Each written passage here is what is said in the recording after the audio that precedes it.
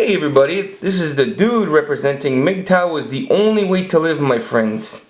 The date is Sunday, February 26, 2017 at 1:50 p.m. Pacific Mountain Eastern Standard Daylight Savings Time in the year of our Lord, my friend. Listening to Tom Likas here, and he's talking about relationships again, and I gotta tell you guys, women, do not get into a relationship. Do not get into long-term pump and dump. Only tell girls what they want to hear. Have 5, 6, 7 of them across the city in every little fucking borough.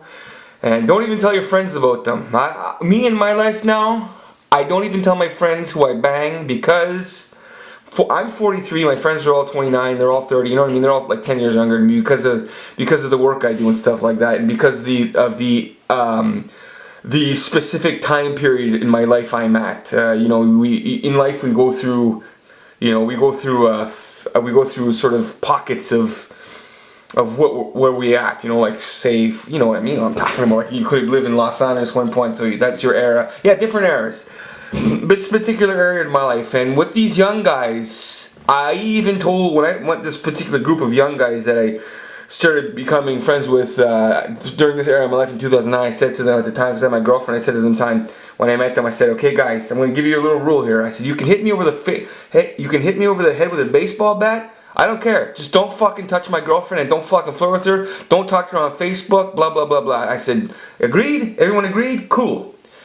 So, but that being said, I don't trust them. I still don't trust them. So now, if there's any sort of courtship that goes on in my life on Facebook, or I'm fucking a girl across the city, nobody fucking knows. I keep that shit to myself. Nobody fucking knows, because I don't want them adding them on Facebook and then talking to them, and then there's gonna be tension and weirdness. I keep this shit to myself. And I don't get in relationships either. Do not get in relationships. I'm gonna tell you why, okay? Because I got a lot of examples, okay? Because when you get into a relationship, it's not fun anymore. There's not that thrill. I can remember a specific girlfriend I had. Okay, my main one. Okay, so she was a fucking pain in the ass, guys, and there was always drama. And I remember this particular period, I was very excited to see the new Indiana Jones movie, The Kingdom of the Crystal Skull. And she definitely did not know what Star Wars was, did not care what Star Wars was, did not care what fucking Indiana Jones was, did not fucking care. We had to see a chick flick or some shit like that. But, you would come into my bedroom at the time, and there was 30 Star Wars posters on the fucking wall. So, she'd even buy me Star Wars posters for birthdays and stuff like that. But, okay, so this is 5 years into our relationship.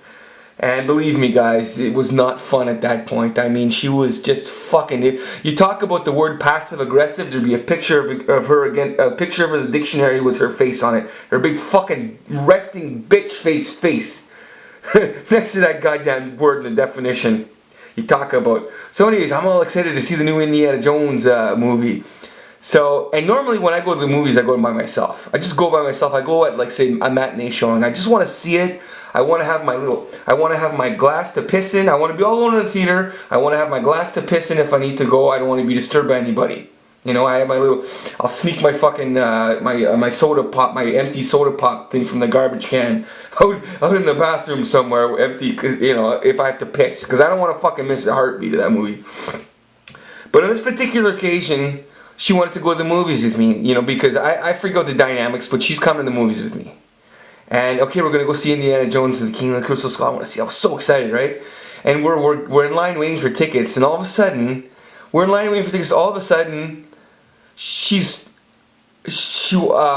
know what it was, but she made a fucking drama fest. Like, she's like, I don't remember if she wanted to see a different movie or whatever, but she was annoyed that we were gonna go see the King of the Crystal Skull, to the point where we're arguing in line. And I said, well, I just want to see this. Can we just go and have fun or something like that? She's like, fine, whatever. And she just rolled her eyes, and I'm like, well, you don't want to see it? I'll take you home. No, let's just go see. She was like something like, no, let's just go see this fucking movie, whatever. Like, you know what I mean? Like, she just completely just made it miserable. Like, we're arguing in line and, like, setting the tone where it's a big chore for her to see this movie. She doesn't want to see it. Oh, it's just a nightmare. That's just an example. Like, pissing on my parade, So what happened? What had happened? I said, fuck it, let's just go home. So, got in the car and go home fighting. And I didn't get to see the movie. I had to go back the next day and watch it by myself. But the point is, it's not a big deal. But the point is, she ruined my fucking good time. She ruined my, my premiere night Indiana Jones or whatever it was, or, like close to premiere. So I had to see it a couple days later, or whatever it was. But the point is, she fucking ruined it. And the point is, this is what they become 5 years in. Passive-aggressive fucking bitches who shame you for wanting to do things for yourself and stuff like that. I can remember another chick when I met this chick in 2000. I ended up going with her 6 months. Okay? So this girl was on my bus route, okay? And she worked at the local mall. And I would walk past the mall and, I don't remember the dynamics, but I remember seeing her on the bus from time to time, and I'd give her a little smile and she'd smile back at me. This is in the year 2000, so I'm 26 and she's fucking 20. And eventually I saw her in the record store. I don't remember the time frame was, but I saw her in the record store when she was on her break. She worked like in a lingerie shop or some shit like that in the mall, in the high-end mall, a really high-end mall. She worked in the lingerie store. She was the manager of that store. And this girl was 5 foot nothing, 100 pounds, really tiny girl, long black hair down to her shoulders, really cute. She looked like Josie and the Pussycats the actress, Rachel, whatever her name was, the girl in Josie and the Pussycats. She was also in She's All That. When she comes down the staircase and kiss me under the milky twilight, that era girl. She looked exactly like that. And, oh God, I had the hots for her. I remember, so I'm in the record store, and this is fucking January, because I remember when I called her. So she sort of bumps into me, she says, hey you, and I said hi, and then, we talked for a while, and let's finally get to meet each other, blah, blah, blah, blah. And then I don't know how I did this, but I asked her for her phone number. I had the balls to ask her for her phone number. And that's, asking a girl for her phone number is like fucking really risky, because, you could get shot down. I remember going back when I was in high school, going to a different town with my high school friends to a different town, and then we're in a bar, and there's probably like 100 people in the bar, and I saw this girl across the way, and my friend, and I was like, I kept looking at her, and she was looking back at me, and my buddies were like, go, just ask her to dance, go, just ask her to dance, man, go ask her to dance, and I got the nerve so I walk across the empty dance floor, fucking sweating bullets, shitting my pants to ask this girl to dance. So I said, I go up to, and my friends are all watching me, and I said, and I'm 19 years old at the time, so I ask her, this is French community, by the way, French town. So I ask her in French, voulez-vous danser avec moi? And she says, non, je m'excuse, mais pas intéressé. Translation, no thank you, I'm not interested. Fucking, my head turned red, I had to walk back to my friends, the walk of shame, and they're probably all laughing at me, I don't remember, but the walk of shame, I was so traumatized by that. That I never asked the girl to dance again, or I never asked the girl for her phone number again. You know what I mean? It's just traumatized by that fucking rejection. But I gotta get past that. But anyway, so I asked her for her phone number, and then I remember calling her on the phone, asking her out at a payphone in the middle of winter, in the dead of winter. I remember I was fucking shaking, man. My hands were shaking as I was actually going through with the phone call. This is the year 2000. Actually going through with the phone call and actually letting it ring. And actually, when she picked up, I actually didn't hang up. And I remember asking her out. And eventually I went with her for 6 months. And she told me that, you better get ready for me because I'm an nymphomaniac. She's just telling me that. I think on the phone or something. Yeah, I went to the movies with her. I remember going to the movies with her. At one point, yeah, but okay, so anyways, I don't remember all the dynamics, but we went on for 6 months. But anyways, she told me in the beginning that, and of course she had a slew of guys. She told me in the beginning that she was a nymphomaniac and to get ready. And I can remember requesting her to bring out, to getting these, because she worked in, like I said, this lingerie store in the mall. And I can remember I was saying stuff like, oh, can you like get a pair of like snakeskin leather pants and stuff like that. And she'd always get what I requested, and she'd come over in like black leather pants and like high heels and shit. It's just it was just amazing in the beginning. But I got duped because, like I'm sure I banged her a few times, but she would always be sick, and you know what I mean? And I can remember like, she had such a small skull. I can remember like French kissing her, and I felt like the roof of her mouth, and it was like, If you feel, like guys, feel the top of your roof of your mouth, the arc of your mouth, it's big, right? I can remember feeling hers and it was fucking tiny, man. She was so small. But I remember, like, there was always an issue. She was always fucking sick, always had cramps, always fucking something, man. You know, and this, like I said, she told me in the beginning she'd be a fucking... My phone. She told me she'd be an nymphomaniac. But the point is, she wasn't an nymphomaniac. And I rarely got sex. And I can remember one time, like, come on, let's just do it. And she said to me, she says, shut the fuck up, phone, hold on a second. I can remember, like, sort of, like, because I'm 26 at the time, right? I would never do this now. But, I'm like, yeah, come on, let's just do it. No, I'm sick. Oh, come on, let's just have sex. And I remember she said to me, hey, don't beg. And that really set me off, man. I was like, oh. Okay, fine, forget about it then. I remember, like, and I just remember, like, that was one of the last probably times that I would sort of ever sort of like, sort of, come on, let's just do it. Come on, you know what I mean? Now, if there's any hint of like they're not into it, I don't even fucking bother, because fuck them. I'll just go in the fucking bathroom and jerk off, But I can remember this bitch, man. Her mother was such a pain in the ass, man. She'd be on the phone. I'd be talking to her at her place, right? Like, she's at her place and I'm talking to her at my place. And this is on landlines. This is back before cell phones. We had pagers back then. And you could hear her mother in the background. It was basically, we'll say her name is, it's something with, I gotta say, Mary. Mary, you did it, Mary. And you hear that in the background. And the mother was always yelling at her. And then of course I'd have to sit there and wait for 2 minutes while they would argue. And then eventually this girl, what did I call her? I call her Mary. She told me one day she's pregnant. I'm like, oh fuck, really? She says, don't worry, I'll go get an abortion. I'm like, oh. Sorry, the camera shut off. So I was saying, yeah, the mother was always in the background. I could hear the mother in the background when I'd be calling her. And you better. Oh, she's so annoying. I never actually met the mother, but she had the fucking voice where, like, this woman has to be the grossest fucking thing you've ever met in your life. And the body that must have been attached to that fucking voice, guys, I can't even imagine what it looked like. And I remember Mary had a bitch sister too, a real fucking pig. Because I remember, like, she showed me pictures of her family. And Mary was gorgeous, and the fucking sister was a fucking bush pig. Okay, so anyway, so Mary told me one day on the phone that she's pregnant, and I said, oh really? She says, yeah, but don't worry about it, I'll go take care of it. So she goes and gets her abortion, and then a month later, the same fucking shit. She says I'm pregnant. No, what happened was, yeah, so I gave her money for the abortion, okay? And she went and took care of it. And so a month later, she's pregnant again. This girl's 20 years old. And so I'm like, well, what the fuck? You're pregnant again? And she needs more money for an abortion. So I didn't believe her. I was like, this bitch is fucking tricking me here. And also, I thought she was cheating on me because she had a lot of guy friends. She had this one guy friend she was always with, and they hung around together at the arcade and stuff like that.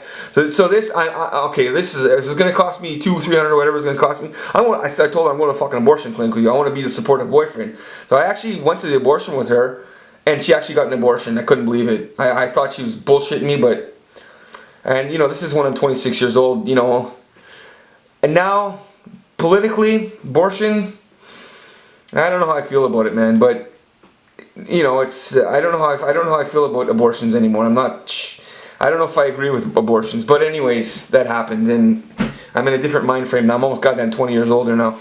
So, but and this fucking girl, man, I actually was cheating on her with 2 other girls at the time, and I can remember I had 3 of them going at the fucking same time. And I can remember bringing one girl to my because I lived in a little shithole, and Mary lived like a kilometer away.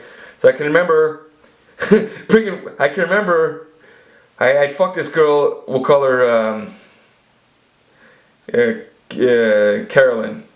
I can remember I fucked Carolyn the night before, and then I'm coming back to my apartment with my girlfriend Mary, and I know, I think it was unexpected. We're coming back unexpectedly because I bumped into her or some shit. But we're coming back to my apartment, and I know in my mind, the girl I fucked last night, I remember her panties are still in my bed. I remember that. But so as you open the door to my shithole, the bed was right fucking there, and then there was a kitchen. So I can remember telling her to go get something in the kitchen, as we're walking in, because I know that the first thing she's gonna do is go in that fucking bed. So I remember first thing I sent her to the kitchen that I fucking scrambled for those panties. But this girl actually, so I eventually went on vacation to Los Angeles for 2 weeks. I'm from Canada, and then on the last couple of days of that vacation, I got a job in a hotel there, and then I stayed there. I stayed behind, and I worked illegally for 10 months. And I can remember, because I was going out with this girl at the time, I remember calling her on the phone and feeling guilty, and she's crying that I'm not coming back. And I told her, I said, well, you know, after a month there, that when I was comfortable with the situation in Los Angeles, I said to her, well, look, if you feel so bad, why don't you just come here and move here and be with me? And I was obviously bluffing because I knew she didn't have the money to do that. I was bluffing, right? You know, I wasn't sincere at all that, because I knew she didn't have the money or the resources, and I knew she wasn't going to do that. But she actually fucking showed up. She actually fucking showed up. I can remember, like, I don't remember the dynamics of the phone call, but whether she agreed with it or not, but 2 weeks later or some shit like that, I'm coming from somewhere like outside the hotel, and I go to the front. I'm passing the front desks, and everybody greet each other, and they said to me, this black guy that worked at the front desk, he says, oh, your girlfriend's at the pool. I'm like, yeah, haha, funny. Yeah, haha, funny. No, seriously, she's there, because I would tell these people at the front desk about my life, so they knew all about my life, and I guess the phone call that. I guess me inviting my girlfriend down probably even told them that, but they're saying, no, seriously, she's at the pool. And I had a roommate too, this guy Gabriel at the time, this really suave guy who was like 35 and really good looking, and we were roommates. And he actually intercepted her at the pool, and fuck, man, it's all coming back to me. So I go, I'm like, hi, how fun, she's not there. So I peek through the glass doors to the pool area. Guys, she's fucking there. She's right fucking there. And she cut her hair short too, like really, really short, like a boy. And I was, oh my fucking God. And I had been cheating on her too. And I'm sure there was some girl in the hotel that I was cheating with at the time too, I remember actually. And she was there for 2 weeks on vacation.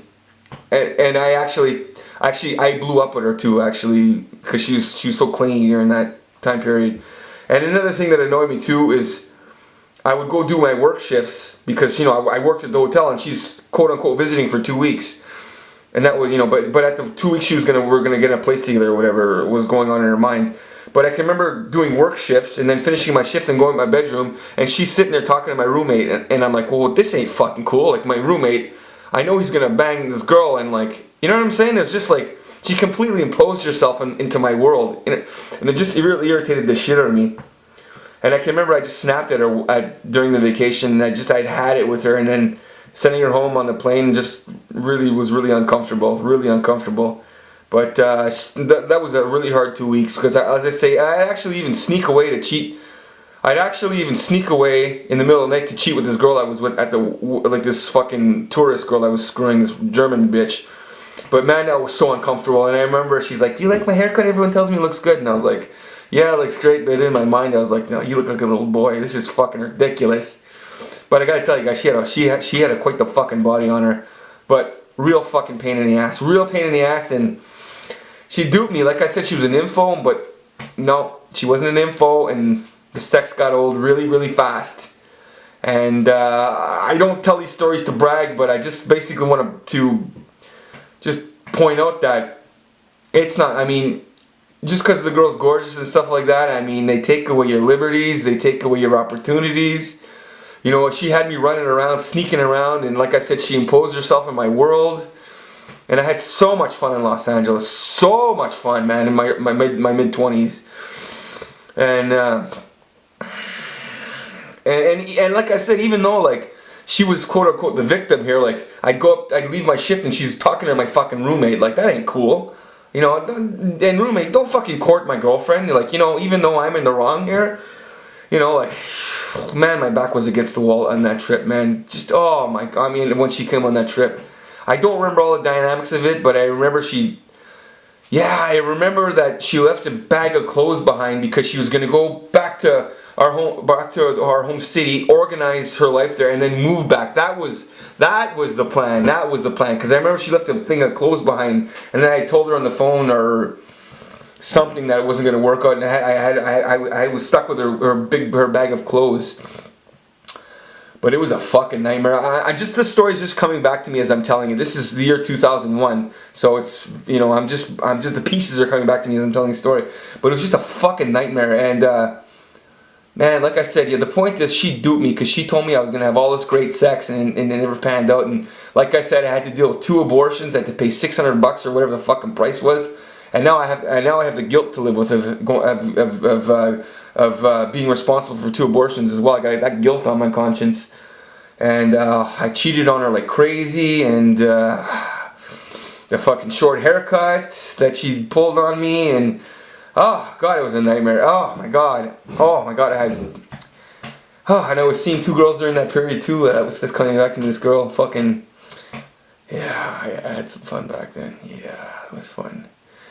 Oh my god, the memories are just, I love remembering these stories. I haven't thought of these stories in years. And I don't even know if these stories pertain to MGTOW, but people seem to like my stories, so I'm telling them. I'm not, I'm just running with the ball, I guess, but oh god, I remember that, man. Oh, and I remember I abandoned my apartment there, and then her and my father and everybody vultured all my possessions too, and there was bitterness, and she added me on Facebook years later, and now she has 2 kids, and I remember the apology letter I sent her. Just all this stuff, man.